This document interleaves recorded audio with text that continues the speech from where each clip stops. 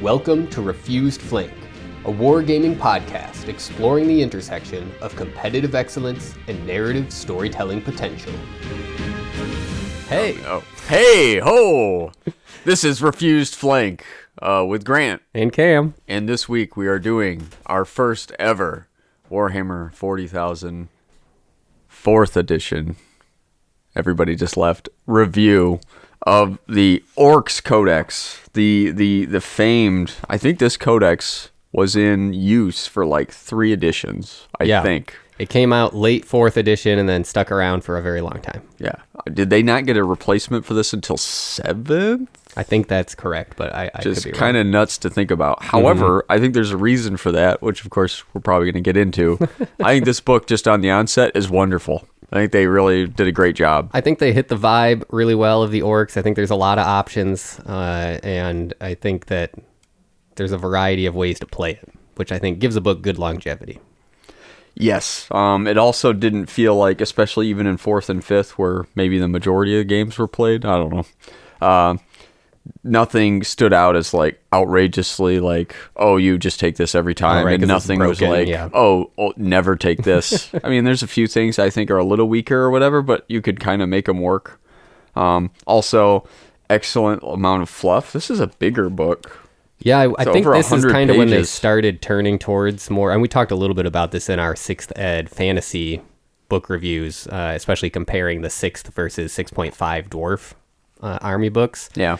This was sort of the era towards the end of 4th edition 40k where I think the new codexes started really expanding on the fluff. If you compare this to the 3rd edition Ork Codex, Which has like nothing. yeah, there's like 3 pages or something like that, and it's all, again, similar to some of the early 6th ed army books, done more of like a in-universe type document thing where it's like a report from some Imperial guy explaining orc biology or something like that, which, again, I really like. I think in general, I only need some threads, some notions, some vague ideas, evocative text, and then that gets me going and I can dream up the rest.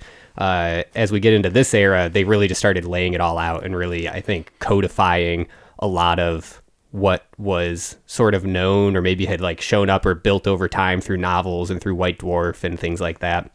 All compiled in one spot. Yeah, exactly. So it all really now is coalescing into a complete version of this, that like this actually is what we mean with orcs. They do have fungus in their DNA, and so like that's actually a thing, and all of those different things. So I think in terms of just being able to have a sense of what the different army is and how it's going to operate from a lore perspective, some people really like this. They really want all of that complete lore to be able to get that. I don't necessarily need that, and that's fine, but I think that for those that like that, it's all here. But again, for me personally, I think that 3rd edition and early 6th ed fantasy version of it, where it's more like a collection of in-universe stuff, of documents, that sort of thing, really hits the right amount for me. I don't need this much lore typically, but that being said, it does really just lay out all sorts of cool stuff. You get some background, even, adjacent to other factions. It gives you a lot of reasons to fight almost any other faction. There's like a story here and there for why they'd fight the Eldar, why they'd fight Chaos, why they would fight the Imperium, things like that. And so I think that's really helpful just for framing your battles, giving you some inspiration for why you might fight your friend's army and that sort of a thing. I like that they had a whole section on tribes and clans too. Yeah. As a guy who maybe is not as good at making his own custom stuff, I like having a selection of ideas to choose from. I think they realized that Space Marines are so popular because there's a chapter for everything. Right. Yeah. So if you're like, you want to be crazy killy guy, you can be like Space Wolves or Blood Angels, and those are different flavors of like melee slaughterfest vibe wise, but they're kind of doing similar things, at least themey. Maybe not themey, mechanically maybe is the better way to say that. No idea what that is. But they've got Bad Moons, Snake Bites, Blood Axes, Death Skulls, Goths, and Evil Sons, and they each kind of have their own kind of theme. Goths are like the generic, like, we got a lot of boys. And then Yeah, I horror remember version. liking the Death Skulls because they liked blue and they would paint themselves blue. Yeah. I thought that was fun. Like Makes me think Woad Warriors. Yes, exactly. And they're all about loot and stuff. Mm-hmm. And then of course there's the Evil Sons, who are the crazy speed freak guys. Yeah. And I think So- that really helps set up sort of one of the things we like to talk about is just the connection between the lore and the mechanics of how the army actually works.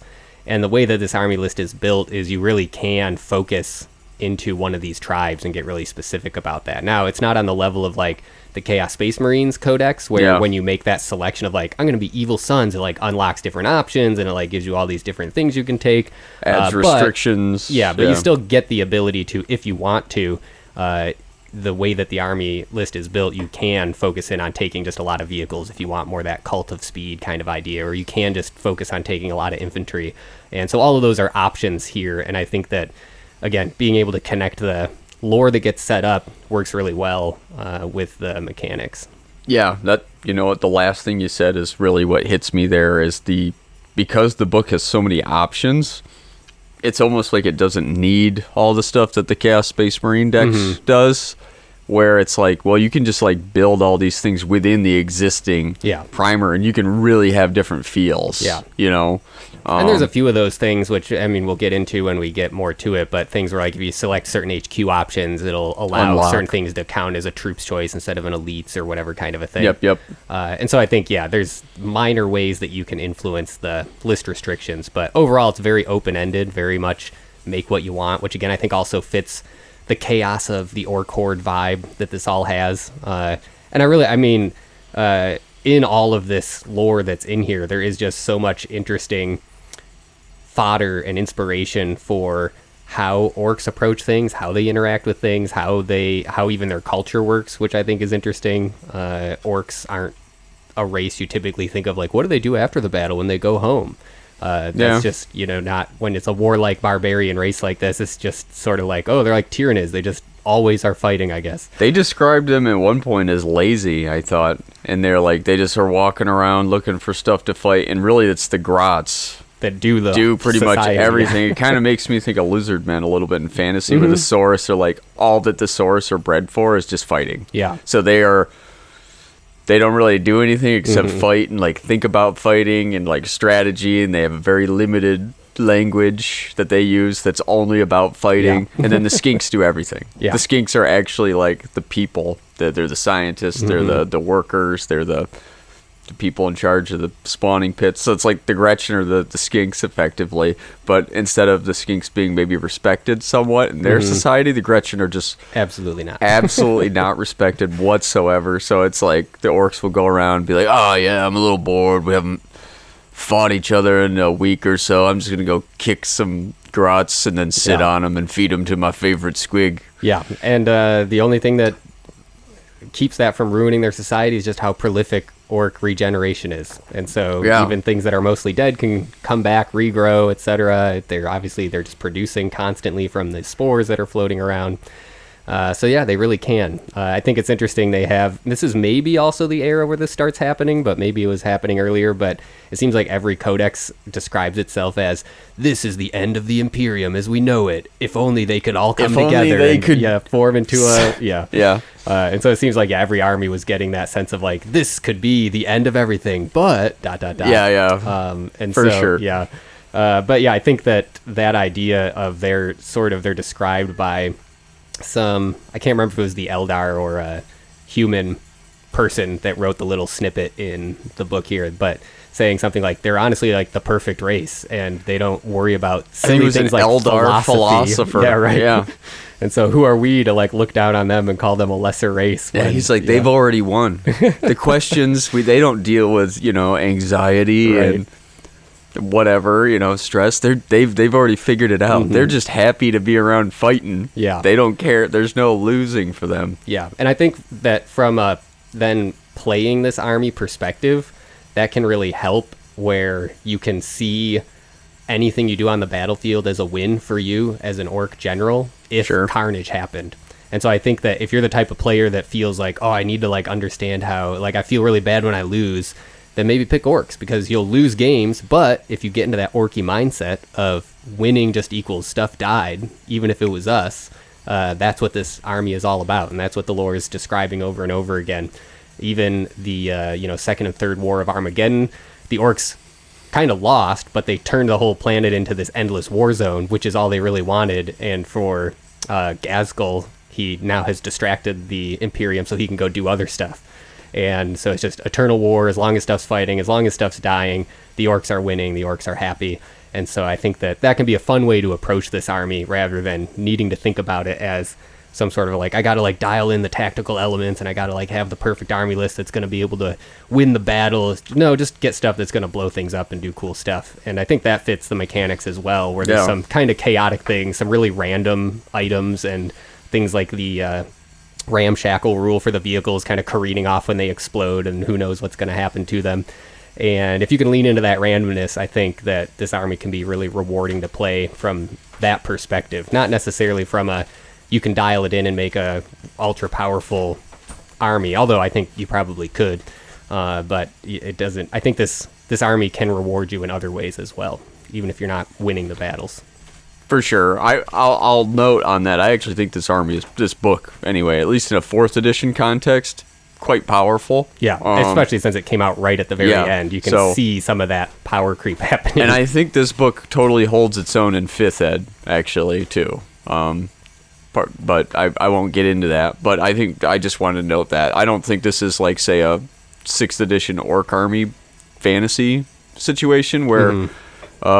I think the army is like really good stat wise, but all the special rules, the randomness is so insane that it like checks itself. Just can't control anything. Yeah, this has got a lot of randomness, but you don't ever like your boys don't just be like, I'm just gonna not do anything. That doesn't really happen. There's no like equivalent for animosity, which is interesting. So the randomness is more like just in the feel, for lack of a better word, like they like what the tank, and we'll get into it, but just as an example, like tank busters have like a thing, I forgot what it's called, but it's like a hammer with a rocket on the end of it, and they just walk up and they just hit people with it, and it's like strength 10. So you just like, how do they deal with a tank? It's not shoot the rocket at it, maybe. I mean, they'll miss because they're not very good at it. It's, oh, well, what if we put a rocket on the stick, hit the tank, something like that, and then they blow it up that way. And I don't know. That's the army right there. That idea is just we hit it with the stick with the bomb on the end. And I don't know, but I love that. But what I was going to say further, I think, was too from a modeling perspective. I love this era of Ork Boy kit. I'm not sure if this was the modern-ish one. I know they updated it recently as of recording, I think. But I know there was also some. Maybe animosity is the wrong word to use. People were unsettled because I think a lot of the newer kits are mono pose sort of thing, where it's like one boy, no matter how many times you get the kit, is going to look the same. Less like where you can kind of pose them even if they're fork and knifing it a little bit. But I don't mind the fork and knifing looks. I think it works really well for the Ork stature. They're kind of... hunched, gorilla-like, gorilla. And I love the ramshackle, how there it is again, nature of their vehicles. I could see, I think you do a great job. No one Ork army is going to look alike. Right, which is fun. Yeah, like they could be, black. You could go super colorful. Even the Ork skins themselves, because they establish in the lore that the Death Skulls are, they paint themselves before battle. And it even says specifically they might paint their whole body blue. Yeah. So if you want blue Orks and you want them to, you could say whatever. Oh, they were genetically modified. This one clan, they're blue. That's not paint. But you could just be like, yeah, these guys paint themselves pink. Do crazy war paint. Because they think pink is scary. It's the inside color. That's color. Because they fought pink horrors one time. And that was the scariest thing they ever saw. Well, that was those pink guys were crazy fighters. Yeah. And then they're like, oh, well, we should be pink, mate. Something like that. I just love that. And it's honestly perfect. Yes. So, but you can do anything. So a lot of bright colors, I think, work. A lot of their vehicles, at least in this book, are like this dark black with like checkerboarding. You see that a lot too. But Cult of Speed, obviously, just paint everything red. Paint the Yeah. grill red. Paint the Go full windshield Mad red. Max, yeah. Yeah, like just paint everything. It doesn't matter if we can see through the windshield. Just paint it red because we'll go faster. Stuff like that. If there even is a windshield, right?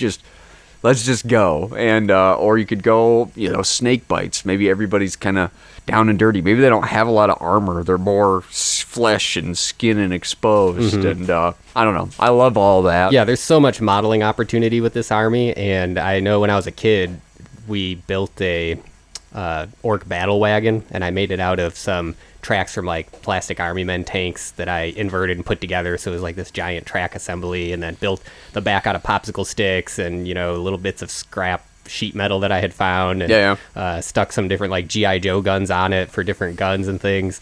So, and even that, I mean, it obviously looked like trash because it was mostly made out of trash, but that works for Orks, and it's totally the vibe. Yeah, and so I think if you like just cobbling things together, if you like greebling, if you like just hacking stuff, this is a fun army just to be able to do that, to take kits from different armies and smash them together. There's even the looted wagon is a unit you can take, which is a little different than in previous editions where you're actually taking a stat line from the other army book. Here it just kind of has its own core stat line, and you can customize it a little. But lore-wise, you can make that look like anything you want. A custom creation from the Mech Boy, or it could be you just buy a Lehman Russ kit and then you just orkify it. Yeah. And so I think there's lots of fun opportunities there. For sure. For people that are into modeling and kit bashing, which I definitely am. But I think this army I've been trying to just like slam it together for this campaign. And so I really haven't taken as much time to do some of that kit bashing as I think the army deserves, but we'll see. I hope to get there eventually. Maybe do another battle wagon, try to improve on my previous design a little bit. Do you have a guiding star for what your army is supposed to be theme-wise? That's a great question. Beyond the fact that you take a Big Mech?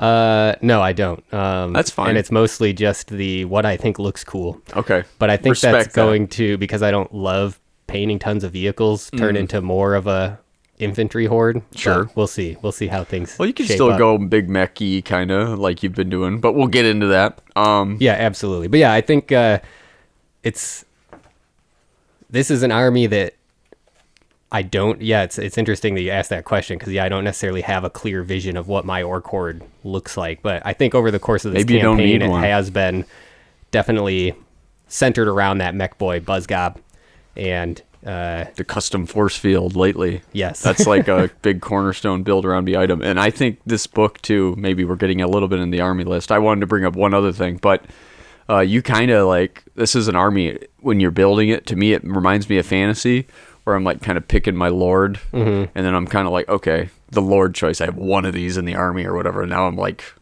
based on that decision, a lot of other things are tweaked or changed or less good or to better. optimize with that choice. Right. So this kind of feels that way, where it's like you were mentioning earlier, the Big Mech. Oh, now I can take a Def Dread in troops or something. I forget. Yeah. Right. So now I can have extra Def Dreads. And okay, now if I want to go Walker heavy, okay, that makes sense. Right. And he can fix them and do some synergy there. But hey, if I take a War Boss, I think I get Knobs as troops or something. Yeah. So if I want just more guys, more heavy you can dudes, do that. Yep. just outside of their own, utility that they themselves bring. So it kind of reminds me of that, where it's like, okay, what's my first HQ? Now, obviously, in 40k forts, you can take two, but it's like, which one's your general or whatever? And we do a lot of slow growth, so it's like usually people are bringing one HQ and then they're bulking out from there. Yeah, I So think it's- this next round we'll be playing 1,150 points. It's Correct. the first time I've considered taking a second HQ. So, and that's mainly just to get points, because I don't have time to paint at the moment. You know what? I think all these HQ choices are pretty bangerang. So Oh yeah, they are. They're absolutely great. And I'm excited to be bringing my Warlord again. 'Cause Yes. I've been just taking the Mech Boy, which he's cool, he's themey, but he's not so powerful. yeah, so. no, there's a War Boss in here. I have a lot of things to say, but the final cool thing I always want to point out is there's a page on Ork glyphs. That was my last thing too. Anytime there's anything in a book about languages that Yeah, are like so cool. alien, even if it's just pictures, I think this is so helpful for someone like me who, again, I might be like, oh, if this isn't here, what's an Ork glyph look like? I guess I could just look it up online if there are pictures. or something, but this gives me a reference that I could like spell out my own word on a sign Yeah, or it gives you something to paint on the side of a tank or on a banner or something like that. Yeah. I just a lot of good inspiration there that I always And they're like. very primitive forms, so Yes. much easier to paint than some intricate designs like, a Space Marine insignia or something. Right, yeah, for sure. So it's just like, what is the fast guys? It's an arrow. They just point to the right. That means, Lazo. those are the fast guys. I love it. But The last lore thing I wanted to bring up is just they talk about the Brain Boys as being this sort of like progenitor race The that OGs. had maybe created, nobody even really knows what they were. Maybe they weren't orcs at all. They were just some other race that genetically created the orcs in order to defend them. And then it got out of control and the orcs ended up killing them. The Grots seem to believe, or at least some of them believe, that the Brain Boys were Grots, and so they're actually the smart ones, and they maybe one day will be in charge again, which is fun. You could build a whole army around that idea.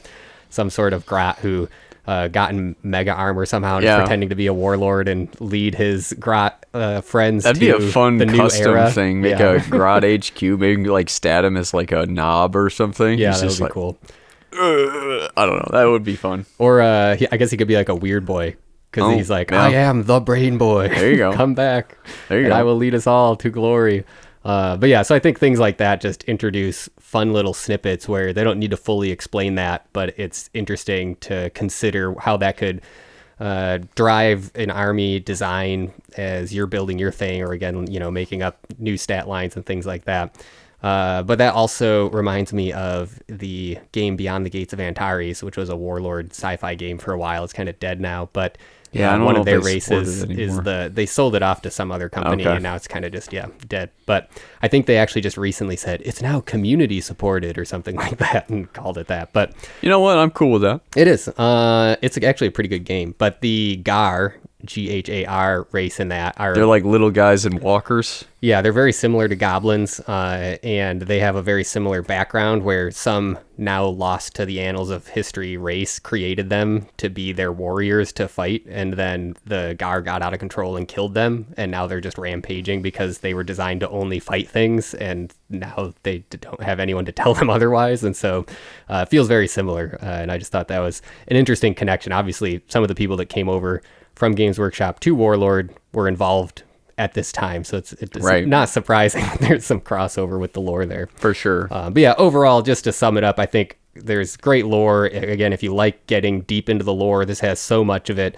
so much inspiration, so much good art throughout that lore section, and it really fills out a sense of who the orcs are and sets up how it's going to connect. I think, as I've said before with some other books, they overstate things a little bit, and they'll say things like, orcs are so tough that they'll shrug off even the heaviest of wounds. And it's like, well, there's actually a rule for that called feel no pain, but not all orcs have that. So why did you just say that all orcs are like this? It just seems Their pointless. toughness 4. Yeah, That's what that means. it does. That's But what then- my brain says anyway. And it's true, but then don't use wording that's identical to the Yeah, feel to the no rules. pain rule. Their senses are dulled. They feel it somewhat. Yeah. It just Things it's hurt, just but funny not to as me bad. that they overstate things like Yeah, that. It yeah. seems like it's in every book. But anyways, it's just those weird things. I think that it would be stand out to me. interesting, and I've not played many RPGs, so I'm not as experienced, but I know 40K themed RPGs exist. Yeah. What is an orc statted out in like those games? Does That's like a good question, if you're yeah. playing like like a game where you're just like a human, right? Just some bloke with a las pistol or something. Maybe not even that, right? That might be maybe pretty advanced. I don't know.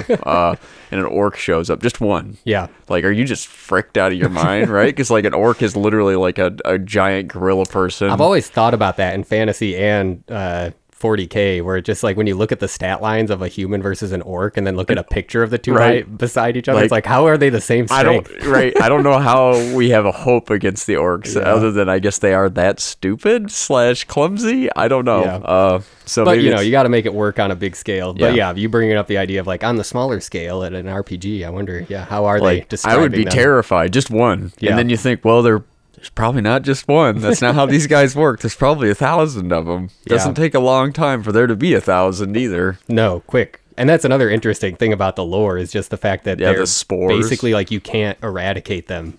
And it says in here, like the only way to eradicate Exterminatus. them is complete exterminatus. Yeah. And then it describes how there's orcs being found in every corner of the galaxy and in spots where the Imperium can't really afford to keep an eye on them. And so it really does just seem like the Orks can never be fully eradicated. Maybe against the Tyranids, I guess. That would be like the ultimate showdown. But I think there's a battle in the lore. I'm not sure if it was introduced at this point, but there's a battle that's famous between them that's on like a planet. It's similar to the Armageddon forever, yeah, where it's like the Tyranids keep evolving to be better at killing orcs, and the orcs are like, this is great. The orcs are like, I love this. And thus like more boys keep showing up to the planet because they're like, there's a really good scrum over there, mate. And they're like, oh yeah, so there's just more orcs. They're all just coming around, and the Tyranids are like, what the frick is going on? And they can't eat all the spores, can they? It's just, I love it. Sorry. Yeah, it's a beautiful thing. It is. And I think that's, the idea of, you got to advance the lore for a war game. I don't necessarily feel that strongly, especially in something like 40K, because those types of things just like, it can just be a stalemate forever. That's kind of the vibe, and that's okay, honestly. Losing that and making... The problem is, and we're going to get off topic here, if you have a winner... somebody's going to be upset. So the only way to move that forward is to make it like a weird Freddy versus Jason thing where like nobody wins. Right. It's going to be some weird tie, or a third party's going to like distract somebody. And it's like, well, they were going to win, but they had to go do this, or they were going to win, but they had to deal with this unforeseen thing. So, but if they hadn't had that happen, they definitely would have won. Yeah. Or you just destroy the game in the process of advancing the narrative. Yeah. Or just, blow up the planet. They did advance 40K's narrative in 9th edition with the whole Cadian Gate actually getting taken Cadia over. Is gone, right? Yeah, and now there's a rift across the galaxy and things, but anyways. Yeah, I don't know. Now that's not about the Ork Codex in 4th edition. Yeah, so no. Let's set that aside. Now we got Gilliman and whatever. Okay. And that's the end of this episode. We recorded this as one whole episode for the Ork Codex, but it ended up going 2.5 hours long or so we decided to split it into 2. So this episode will just contain our overall thoughts and the lore, etc., what you just heard. And next week, you'll get our thoughts on the army list. We'll go through unit by unit like we usually do and talk through all of that. So until next time, this has been Refused Flank.